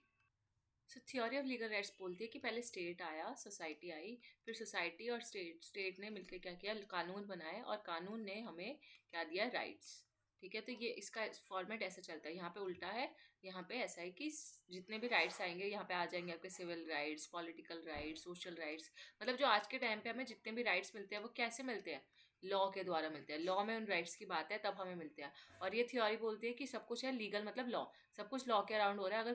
अगर राइट्स हमें कल को छीनना है तो हम लॉ बदल देंगे, राइट्स को हम ऑल्टर कर सकते हैं, नए राइट्स को हम ऐड कर सकते हैं, पुराने राइट्स को जो बेकार है उसको रिमूव कर सकते हैं। वो हर चीज़ लॉ के दायरे में रह के होगी। तो ये लीगल राइट्स थ्योरी कहती है। फिर थ्योरी ऑफ कंट्रेक्चुअल राइट्स, आपको पता है, आपने सोशल कॉन्ट्रैक्ट पढ़ा होगा 3 का, लॉक्स, हॉब्स, रूसो। रूसो का सोशल कॉन्ट्रैक्ट, हॉब्स का सोशल कॉन्ट्रैक्ट और जॉन लॉक का सोशल कॉन्ट्रैक्ट पढ़ा है आप सभी ने। ठीक है, तो इनके जो इतने भी सोशल कॉन्ट्रैक्ट की थ्योरी आपको पता है वो सारी आपकी कॉन्ट्रेक्चुअल राइट्स की थ्योरी आ जाएगी कि हम एक कॉन्ट्रैक्ट बनाते हैं और फिर उसमें हम स्टेट को लेकर आते हैं। जैसे हॉब्स बोलते हैं कि लेवियाथन होगा, एक कॉन्ट्रैक्ट साइन होगा। ठीक है, तो वैसे है, बस आपको इनकी तीनों की सोशल कॉन्ट्रैक्ट थ्योरी पता होनी चाहिए। वही आपका थ्योरी ऑफ कंट्रेक्चुअल राइट्स है। जैसे लॉक की तो आपको पता ही है, एलएलपी वाली जो मैंने बताया। अब इसके बारे में आप यहाँ पे देख सकते हो, जैसे social welfare theory of rights है, उसमें आप 3 थिंकर याद रख लो। रॉस्को पॉन्ड, ठीक है, देन आपका आ जाएगा यहाँ पे Jerry shaft, shaft and Jeremy Bentham, Jeremy Bentham, शॉफ and pond. ये 3 थिंकर्स है जो सोशल वेलफेयर थ्योरीज की बात करते हैं कि जो राइट्स हैं वो नेचुरल नहीं होते, बल्कि वो सोसाइटी के द्वारा क्रिएट किए जाते हैं। सोशल मतलब होता है सोसाइटी, और सोसाइटी ये राइट्स इसलिए देती है ताकि हम वेलफेयर हो सके। फिर इस थ्योरी के अकॉर्डिंग जो राइट्स है उनको रिकोगनाइज किया जाना चाहिए on the basis of their ability to promote social welfare and common good. कि अगर हम कोई राइट्स प्रोवाइड कर रहे हैं तो उसमें कितनी कैपेबिलिटी है वेलफेयर लाने की, कॉमन गुड लाने की। ठीक है, ये कलेक्टिव वेलबींग के लिए होते हैं सोसाइटी के, इसमें हार्मनी प्रमोट करते हैं, एजुकेशन, प्रोग्रेस, ये सारे इसका आपको थोड़ा सा मैंने बता दिया। जैसे बात करें रॉस्को पॉइंट की, तो वो बोलते हैं कि हमें ग्रेटर गुड ऑफ सोसाइटी देखना है। अगर कोई भी राइट है तो उसका मेन मकसद होना चाहिए कि सोसाइटी को वो ज़्यादा से ज़्यादा फ़ायदा पहुँचाए। देन जेस या शॉफ थे, उन्होंने बोला था कि फ्री एक्सप्रेशन होना चाहिए लोगों के पास। ठीक है, तो right to freedom of speech and expression उनका प्रोटेक्ट किया जाना चाहिए, तभी वो जो हमारे राइट्स है वो सोशल वेलफेयर राइट्स होते हैं। ठीक है, तो ये तीनों ही सोशल वेलफेयर राइट्स के। और बेंथम पे आए तो अगर, तो बेंथम इसको ये वाली जो आपका वर्ड है, ठीक है, कि नेचुरल राइट्स को उन्होंने बोला था नॉनसेंस अपॉन स्टिल्ट्स। तो ये जो चीज़ है ये आपको बहुत बारी पेपर में पूछा गया कि ये किसका कोट है। Nonsense upon stilts natural rights को किसने बोला था? तो नेचुरल राइट्स को nonsense upon stilts Jeremy Bentham ने बोला था। अभी स्टिल्ट्स क्या होता है, जैसे आपको ये फोटो में दिख रहा होगा, नीचे लकड़ी का ढांचा टाइप से, राइट, इसके ऊपर खड़ा हुआ है। या फिर किसी वाटर में आपने देखा होगा, जैसे वाटर में स्टिल्ट्स लगे होते हैं। अगर इसको फोटो को हम बड़ा करें तो आई गेस आप जूम करके देख सकते हो, कुछ ऐसा। तो जहाँ पे आपको ये चीज़ दिख रही है, ठीक है, नीचे लकड़ियाँ और ये स्टिल्स होती हैं। तो ये बोला गया कि नेचुरल राइट्स ऐसा ही है कि जैसे किसी लकड़ियों के ऊपर इसको खड़ा कर दिया हो, ये नॉनसेंस है, इसमें कोई तुक नहीं है कि नेचुरल राइट्स हमें हमेशा से मिले हुए थे, क्योंकि बेंथम जो है वो लीगल राइट्स थ्योरी को भी सपोर्ट करते हैं। ठीक है, तो यहाँ पे अगर हम समझ लें कि तो बेंथम के बारे में, कि जो बेंथम है एक तरीके के लीगल राइट्स को भी सपोर्ट करते हैं और सोशल वेलफेयर राइट्स को भी सपोर्ट करते हैं। ठीक है, कि ये ऐसे नॉनसेंस है नेचुरल राइट्स का, ये जो तुम बोल रहे हो ना, ये पूरा जो क्लेम है ये रॉन्ग है। ठीक है, जो भी बनाया गया, पहले सोसाइटी आई थी और फिर उसके बाद राइट्स मिले थे, ना कि ये एक ढांचा बना दिया और उस पर आपने उसको नेचुरल राइट्स को खड़ा कर दिया। ठीक है, जो कभी भी गिर सकता है, लकड़ियाँ इतनी कमज़ोर होती है कभी भी गिर जाएंगी। ठीक है, उसका बेस स्ट्रॉन्ग नहीं है, मतलब उनका कहने का ये था। और राइट्स ऐसे होने चाहिए कि जो हमारी हैप्पीनेस को मैक्सिमाइज करे और हमारी सफरिंग को कम करे, सॉरी। ठीक है, एंड कोई भी राइट जो डिपेंडेंट हो on its contribution to the wellbeing of the society, और राइट्स ऐसे हो जो सोसाइटी के वेलबींग के लिए काम करे। तो ये सोशल वेलफेयर राइट्स थ्योरी भी हो गई, और इनका बेंथम का कंट्रीब्यूशन लीगल राइट थ्योरी में भी था, जिसमें आपने ये वाली लाइन तो यूटिलिटेरियनिज्म में सुनी होगी, राइट। फिर सो आई होप आपके एक क्वेश्चन से बहुत सारे डाउट्स क्लियर हो गए होंगे। मैंने चारों थ्योरीज अपने लेवल पे समझाने की कोशिश की। Coming to the next question, अब ऐसी की वजह से है कि हमने सिर्फ अभी 2021-22 के ही क्वेश्चन करे और 1 घंटा ऑलमोस्ट होने भी वाला है। तो पॉजिटिव लिबर्टी, क्योंकि मैं आपको बहुत डिटेल में करा रही हूँ, राइट, आपको सिर्फ क्वेश्चन आंसर नहीं करा रही, आपको सिर्फ ऐसे नहीं क्वेश्चन दिखा दिया, आंसर दिखा दिया, चारों में से एक ऑप्शन है, बस खत्म। हम पूरा डिटेल एनालिसिस कर रहे हैं ताकि आपकी बहुत सारी चीज़ें एक साथ कवर हो जाए। ये होता है PYQ प्रैक्टिस करने का सही तरीका। पॉजिटिव लिबर्टी क्या मतलब होता है? जहाँ पे स्टेट के पास राइट हो इंटरफेयर करने का, ऑब्वियसली 10 बारी आपको ये चीज़ मैं बता चुकी हूँ।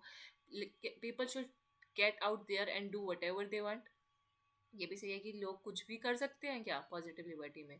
क्या सिर्फ only self confident people can be free?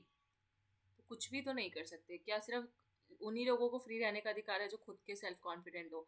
मैं बेचारी, मेरे को अपने ऊपर कॉन्फिडेंस नहीं है तो क्या मुझे फ्रीडम नहीं मिलेगा? ऐसा थोड़ी होता है। तो ये तो पॉजिटिव लिबर्टी नहीं है। फ्रीडम का मतलब होता है एब्सेंस ऑफ कंस्ट्रेंट्स, डेलिबरेटली मतलब जानबूझ के, इम्पोज बाय अदर पीपल।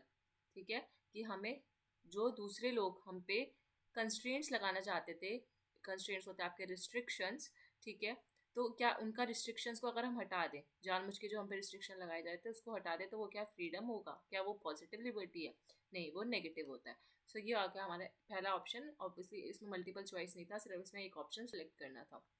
तो पॉजिटिव लिबर्टी होता है ग्रोथ के बारे में, इंडिविजुअल की डेवलपमेंट के बारे में। अब ये दो स्टेटमेंट आप पढ़ो और आंसर सोचो, देन आप you can pause the video and resume it. तो पावर एक क्या है? एक इंस्ट्रूमेंट ऑफ कोएरेशन है and has a physical effect. ठीक है, तो पावर का इस्तेमाल क्या फोर्सफुली किया जा सकता है? तो ऑब्वियसली किया जाता है। फोर्स का इस्तेमाल करके भी तो पावर को एक्सरसाइज किया जाता है, राइट?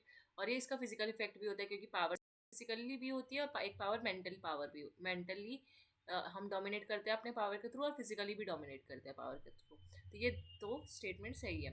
और power could as well be based on consent and get be more effective. और इसमें ये लिखा है कि जो पावर है अगर कंसेंट पे बेस्ड हो तो वो ज़्यादा इफेक्टिव होती है। अब ये स्टेटमेंट आपको सुनने में तो ठीक लगेगा, पर अगर आपने पावर एंड अथॉरिटी का डिफरेंस नहीं समझा होगा ना, तो आपको ये आपका 100% चांसेस है कि ये क्वेश्चन गलत होगा ही होगा।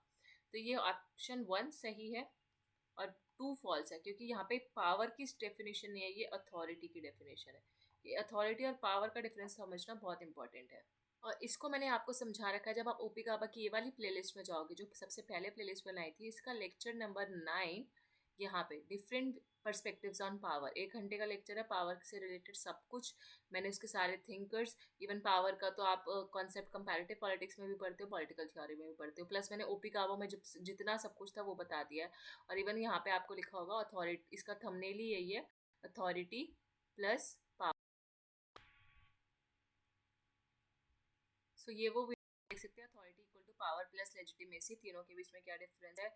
इवन इसी में मैंने आपको एलीट थ्योरी, प्लूरलिस्ट थ्योरी करा रखा है, मार्क्सिस्ट व्यू, ग्राम्स्की का व्यू, हैना अरेंट का क्या व्यू था पावर को लेकर, इवन सीबी मैकफियरसन का क्या व्यू है, मैक्स वेबर का क्या व्यू है, सब पावर का व्यू आपको इस वाले वीडियो में मिल जाएगा। यहाँ पे आपका आएगा लेक्चर नंबर 9 ओपी गाबा की प्लेलिस्ट। और इसके अलावा जो मैं आपको लिबरलिज्म बता रही थी वो आपको मिल जाएगा यहाँ पे लेक्चर नंबर 2 में।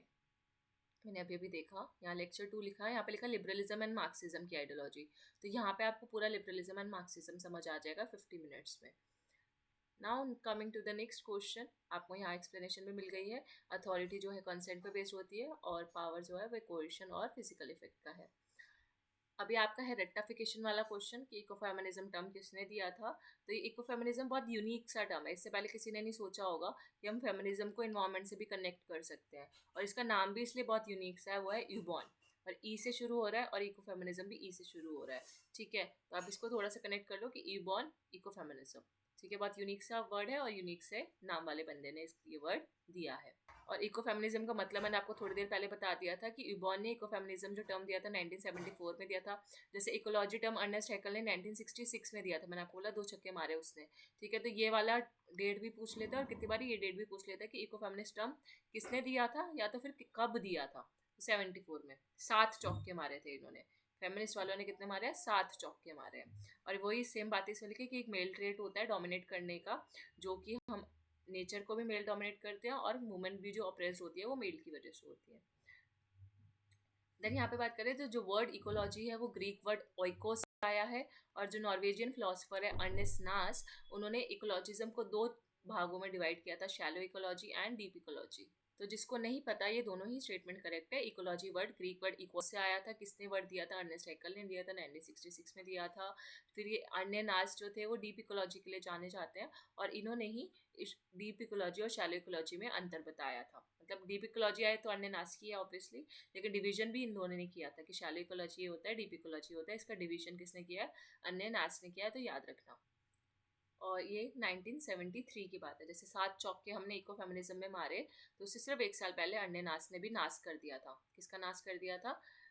इकोलॉजी का नाश कर दिया था। देन इकोलॉजी को ओइकोस का मतलब यहाँ क्या होता है ये भी पढ़ लो, हाउस होल्ड या हैबिटाट मतलब हमारा घर।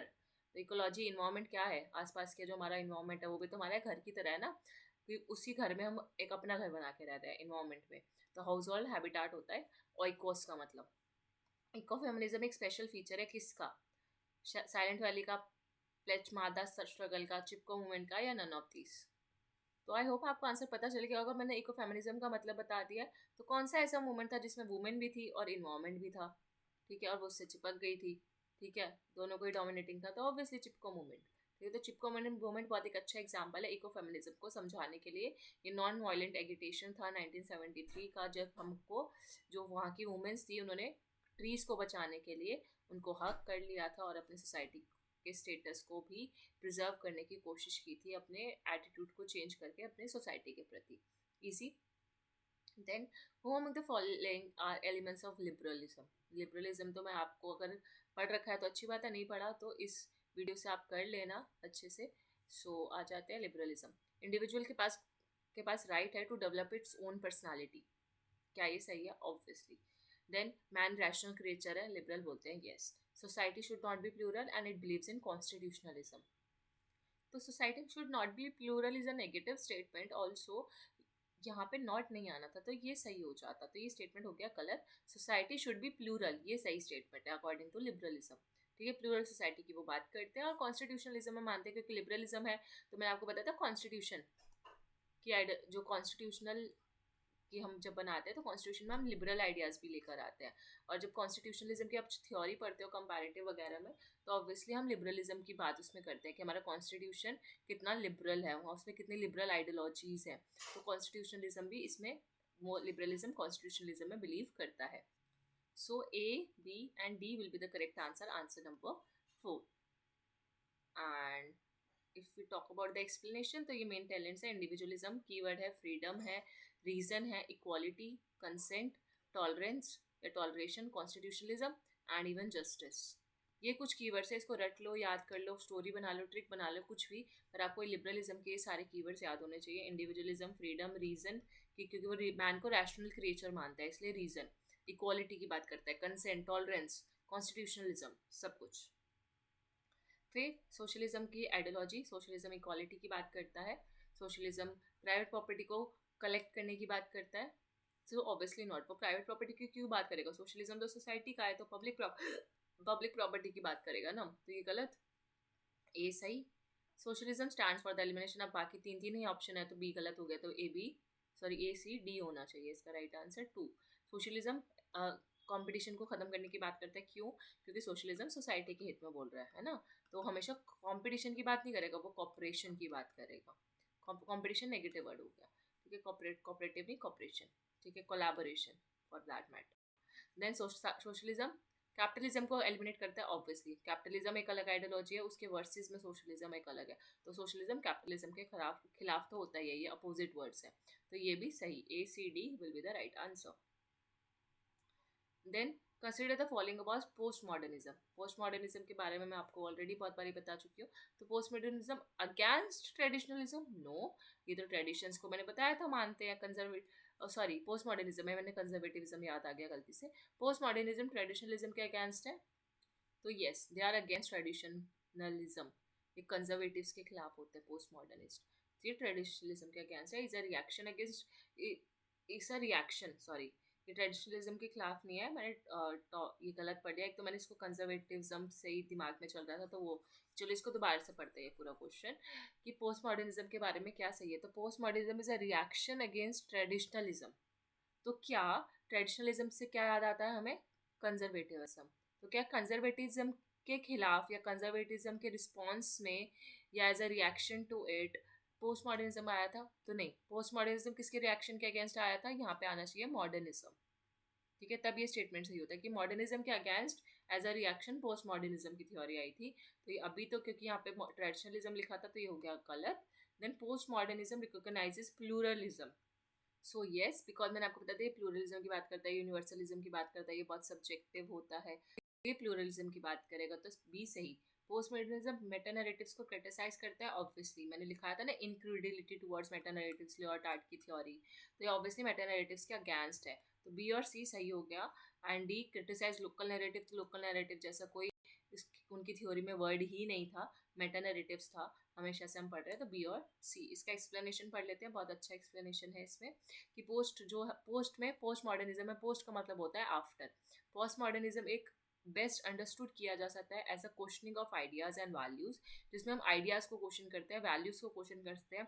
कौन से आइडियाज़ और कौन से वैल्यूज़? क्या हमारे घर के आइडियाज़, घर की वैल्यूज़, खुद के ट्रेडिशन? नहीं, ऐसे आइडियाज़ और वैल्यूज़ जो कि मॉडर्निज्म में थे, मॉडर्निस्ट आइडियाज़, मॉडर्निस्ट वैल्यूज़ जो science and technology, enlightenment, progress, innovation की बात करती है, उन आइडियाज़ को ये क्वेश्चन करता है कि मॉडर्निज्म हमारे लिए अच्छा नहीं है। और मॉडर्निज्म जो है वो आर्ट एंड पॉपुलर कल्चर के बीच में एक डिवाइड क्रिएट कर देता है। इसलिए मॉडर्निज्म के खिलाफ कौन होते हैं? पोस्ट मॉडर्निस्ट मॉडर्निज्म के खिलाफ होते हैं, क्योंकि उन्होंने आर्ट एंड कल्चर का डिवीजन किया था।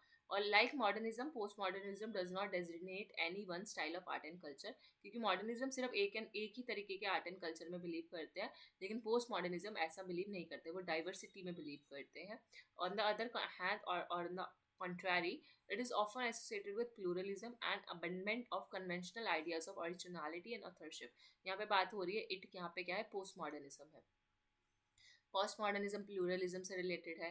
ये जो पुराने कन्वेंशनल रूढ़िवादी ट्रेडिशनल आइडियाज़ होते हैं उनको अबंडन करने की बात करता है, उनके खिलाफ जाने की बात करता है, ओरिजिनलिटी एंड ऑथरशिप के जो आइडियाज़ हैं उनके।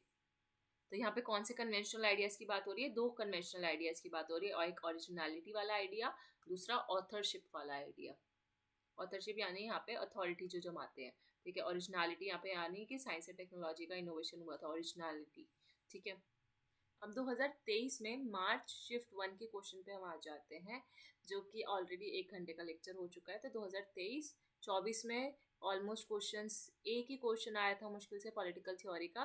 बाकी पॉलिटिकल थ्योरी मैंने जैसे बताया कि पॉलिटिकल थ्योरी डब्ल्यूपीटी में भी ओवरलैप करता है, कुछ पॉलिटिकल थ्योरी का हिस्सा पॉलिटिकल प्रोसेस में भी ओवरलैप करता है और कुछ कंपैरेटिव में भी ओवरलैप करता है, ठीक है। तो पॉलिटिकल थ्योरी जो मेन कंसेप्ट्स एंड आइडियोलॉजी है उससे मुश्किल से मुझे एक दिखा था, जो ऑलरेडी रिपीटेड भी है 2023 में। तो 2024 का तो एक ही क्वेश्चन है, और बाकी 2025 में भी बस अभी जो 25 यानी कि जो अभी आपका दिसंबर का जो अभी रिजल्ट आने वाला है, या जो जनवरी 2025 में जो पेपर हुए थे पॉल साइंस का, उसमें कम से कम आपके 5-6 क्वेश्चन पॉलिटिकल थ्योरी से आए हैं। तो हमारे पास 23 बचेगा और 25 बचेगा, जो कि हम सोच रही हूँ मैं नेक्स्ट लेक्चर में कवर करा दूँ। ऑलरेडी लेक्चर लंबा हो गया है, आज के लिए आपके दिमाग में इतना ही घुसेगा, है ना। कि ऐसा होता है ना 45 मिनट्स के बाद हमारा ब्रेन डेड होने लग जाता है और थक जाते हैं। तो बस हम नेक्स्ट लेक्चर में करेंगे। And so till then thank you so much for watching. I hope आपको आज का लेक्चर पसंद आया होगा। पसंद आया तो डू कमेंट बिलो कि कैसा लगा आपको, हमको पढ़ाने का तरीका और ट्रिक्स आपको कैसी लगी, प्लस आपको पर्सनल इस पॉलिटिकल कमेंट सेक्शन में बताना है। ओके, सो बाय बाय, टेक केयर।